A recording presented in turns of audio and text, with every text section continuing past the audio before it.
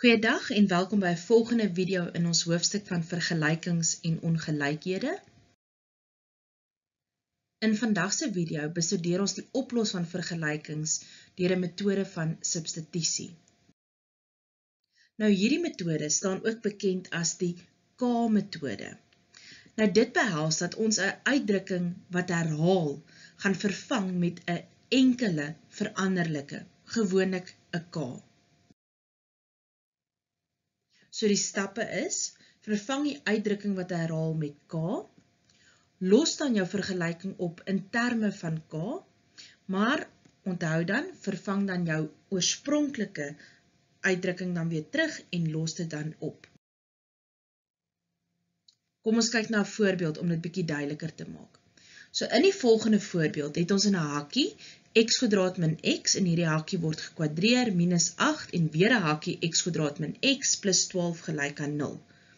Die vraag is natuurlik om vir x op te los. Nou, hierdie formaat kan nogal baie ingewikkeld raak, en daarom wil ons dit op 'n manier makliker maak, en die metode van substitusie of die K-metode is juis 'n metode om dit makliker te maak.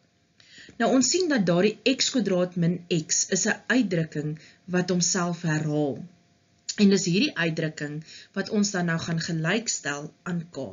So oralster waar jy daardie uitdrukking sien, gaan jy in die plek van x kwadraat min x 'n K gaan invervang.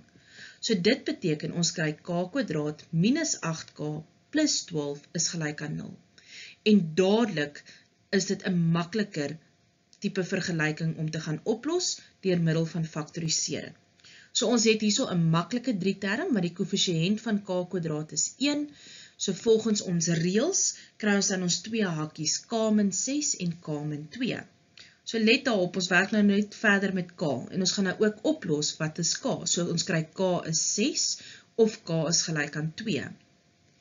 En hier kan jy nie nou stop nie. Nou moet jy weer jou oorspronklike gaan terugvervang. So in die plek van die k gaan vervang jy dan nou terug daai x kwadraat min x.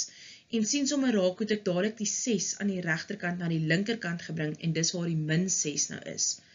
Selfde dan vir die k is gelyk aan 2, vervang in die plek van die k x kwadraat min x, bring die 2 oor min 2 is gelyk aan 0. Weereens moet jy nou beide hierdie vergelykings gaan faktoriseer, so ons kry aan die linkerkant, kry ons dan die x min 3 x plus 2 gelyk aan 0, en vir die regterkantste een het ons gekry x min 2 x plus 1 gelyk aan 0. So dit gee dan vir ons op die ou end 4 oplossings wat ons moet gaan kry. Nou, waar kom die 4 vandaan?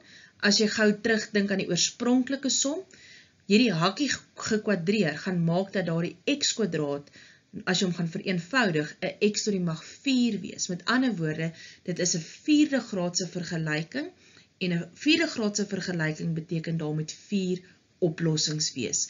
En hier sien ons dit nou aan die einde, het ons dit wel gekry.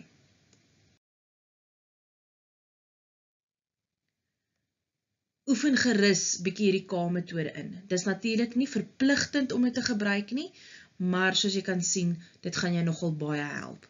Lekker werk!